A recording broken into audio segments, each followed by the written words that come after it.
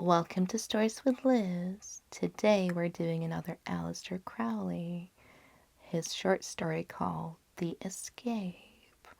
Remember to give it a like and subscribe and maybe even a comment if you have something to say on the story or if you have any stories that you would like for me to read. I'll do my best to get the copyrights if you give me a heads up. So this one's called The Escape.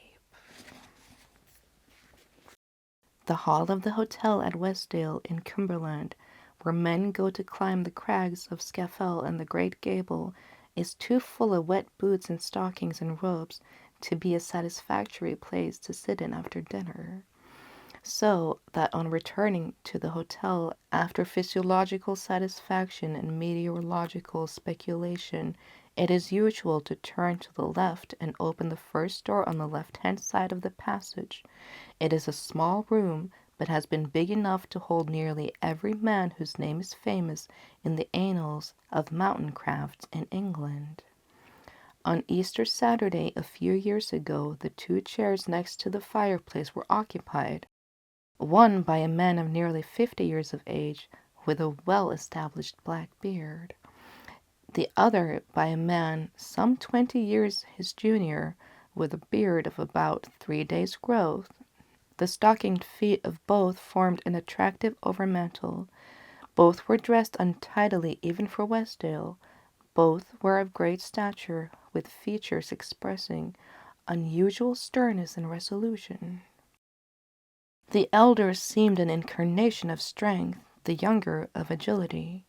The older was occupying himself with a notebook and pencil in an endeavor to express the number 113 by the figure of 4, used 4 times with the assistance of conventional mathematical signs. It would have been impossible to guess what the younger man was doing. The phrase doing nothing expresses a species of activity which would have amounted to libel upon his idleness. The rest of the room was occupied by a number of petulant youth, whose conversation was expressly afflicting to the 3 or 4 elder men who were compelled to listen to it. 2 or 3 of the least distinguished of the company were breathlessly recounting those of their exploits which appeared to them the most heroic. They did not seem at all embarrassed by the fact that 3 of the men present were university professors of European reputation, and that the 2 men by the fireplace shared between them practically all the world's mountaineering records, and had climbed more new peaks than the youngsters knew the names of. "Well, when I got out under the chalkstone," said the egregious Pelps, "I found that the left valley of the gully was absolutely perpendicular, and not a ledge one could get one's little finger on, and I was too far out in the gully to be held if I came off. So I got the second man up under the stone, so that he could hold my foot on the wall while I tried to get an arm over the jammed stone, and after about half an hour I wriggled up somehow. It was a devil of a climb. I hope some of you chaps will go out tomorrow and try it. Quite a jolly little piece of work." He really meant that he thought that no one else could get up. The rain beat incessantly on the window, and the conversation in the room continued with neither variableness nor shadow of turning, though towards 10 o'clock it had loosened slightly from mountaineering shop to the discussion of less specialized dangers, such as drowning and burglars. The 2 men by the fireplace had all this time posed as statues of silence, when suddenly the younger man, without shifting his attention or altering as much as the expression of his eyes, came into the conversation like a mammoth into the marketplace. He was interrupting at least 3 people, and he spoke with the certainty of an archbishop. "The tightest place I was ever in," he began, removing an enormous briar pipe from his mouth, "was in Chihuahua. There were 4 of us, Gibson, Andrew, Mackenzie, and myself.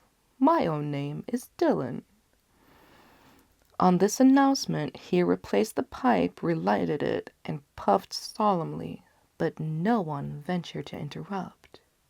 "We were riding," he pursued, "from San Juan de Cretilla to Zacatlan, The distance is 150 miles, and for 120 of these miles the track lies through a plain of alkali. There is no water except at 40 miles from Secatlan, where a stream runs down from the Sierra de los Conjos and loses itself in the desert. The journey in itself is therefore severe, and a trifling accident might render it dangerous, but we had good horses, and we were well provided. Before leaving San Juan, however, we heard that a number of bad Indians were out. It was far from likely that we should run across them, and did we do so, we were well armed. Every one of us was a crack shot, and we felt that we could hold our own against 10 times our number. It was dawn on the 10th of April 1901 that we left San Juan, and we had every expectation of camping by the stream to which I had previously referred. Misfortune, however, dogged us almost from the start. Before we had ridden 40 miles, Mackenzie's bronco went lame, and it was 2 hours before we could resume the trail. There were 2 further accidents of minor nature which delayed us still further, and only just as night fell did we see on the horizon the peak of the Sierra.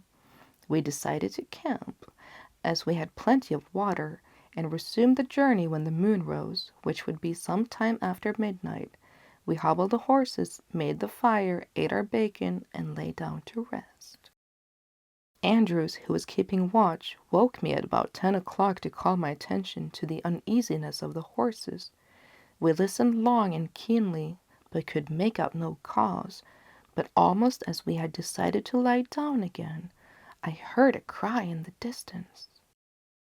It was sufficient for us to wake the others, and the fire was hastily extinguished by one of us, while the other saddled the horses. Andrews, with his wonderful sight, watched the horizon in the direction of the fancied sound, and he swore that a star had been momentarily occluded. Silently we got to horse. As ill luck would have it, the supposed Indians, although not between us and the mountain, were sufficiently near to that line to make it advisable for us to diverge considerably from it. Moonrise therefore found us no nearer to the Sierra than before. Worse, by its light, Andrew was able to make sure that the Indians had really divined our presence and were following. He thought, however, that it was only a small party. By 4 o'clock it was light enough to see that there were only 6 of them, and that they were about 2 miles away. Gibson and I wanted to turn and fight, but we decided first to draw such a circuit that we were between them and Secatlan, in case we wanted to make a running fight. We therefore continued our route at top speed. About half an hour later, Andrew, standing in his saddle, uttered a low curse. Directly in our path was a large and well-mounted body of savages. There was only one thing to be done, and that was to strike straight for the Sierra, though to do this would bring us easily within shot of the first party. Even as we turned, the larger body perceived us and gave chase. Riding hard, we passed within 500 yards of the first body, who had severed to cut us off, firing as we went. We dropped 2 of them, and the others hesitated, and lost sufficient ground to give us a closer passage towards Secatlan. The larger body in full pursuit were about 3 miles away. At 6 o'clock we had gained ground on the pursuers, and almost counted ourselves safe when, mounting a rise in the ground, the last fagged out end of spur of the Sierra, we saw ourselves confronted at a distance of barely 1,000 yards by over 100 mountain men in full war paint. On seeing us, they shouted, brandished their rifles and their tomahawks, and galloped to meet us. Only one course was open to us, to mount the Sierra and endeavor to find amongst its rock some species of natural fortress, which we might hold until the rurals came out to round the Bridgens. Here fortune for a moment favored us. A small valley ran into the mountain, and an excellent winding track was visible. The Indians would not dare to follow armed men at full speed along it, and in any case they would be obliged to adopt single file. We gained this path in safety and were soon in the mountain, temporarily protected by its precipice. Gibson turned at the first corner and emptied his magazine at the pursuers in order, if possible, to delay them a bit further. The sun had now risen and was becoming very hot, but we had gained over 1,000 feet in height and were on the borders of the forest which fringed the mountain. It now seemed to us practicable to strike over the shoulder of the mountain and so on to Sakatlan, but hardly had this hope been formulated in our minds when, turning a corner, we found the path completely blocked by a giant sequoia which had fallen across it. There was nothing for us to do but to leave our forces and climb over the trunk. So enormous, however, was the girth, that this was only to be accomplished by making a living pyramid of 4 men. The leader got hold of the branch, number 2 clung to his ankle, and number 3 to the ankles of number 2, while number 4 clambered up the human ladder into safety. A descent on the other side proved easier, but we had been forced to abandon not only our horses but also our rifles and provisions. We had nothing left but our revolvers. The Indians, however, were likely to be delayed even longer than ourselves, and we had every hope of finding a cave or some other easily defensible place where we might hold out a little longer. We toiled on for over 2 hours under the burning sun, the valley becoming ever narrower and sterner and the track rougher. We had passed out of the region of trees, and the precipices above and below were so steep that no diversion from the track would have been practicable. The Indians were now about a mile away, and once or twice the leaders, catching sight of us, risked shots. They had left their horses, of course, but had managed to bring over their rifles. Suddenly, turning the corner of a great escarpment of precipitous rock, we found that the track consisted only of a rough bridge, so steeply sloping downwards as to be almost like a ladder. Nothing would be easier than for us to cross it and then destroy it behind us. It might take the pursuers many hours to find a way around. This we did without difficulty and plunged on with lighter hearts. About half an hour later the final misfortune occurred. The track ended suddenly, and a sheer wall as smooth as glass cut us off from advance. We spent 10 minutes in endeavoring to find a way out. There was none. At the end of this time we heard renewed shots. The Indians had either improvised a ladder to cross the gap or had managed to jump it. As the land lay, the last 100 yards of the path was on an inward curve. We could see the Indians crouching opposite, uttering loud whoops of triumph as they came into view. There was a moment's pause, then simultaneously we opened fire. Dillon, for the first time, shifted his position, knocked the ashes out of his pipe, refilled it very deliberately, and lighted it again. The Indians were astonishingly bad marksmen, but at the end of an hour Mackenzie had a flesh wound in his shoulder, Andrews had the bone of his arm broken, and Gibson had an artery cut. He was only keeping alive by an improvised tourniquet.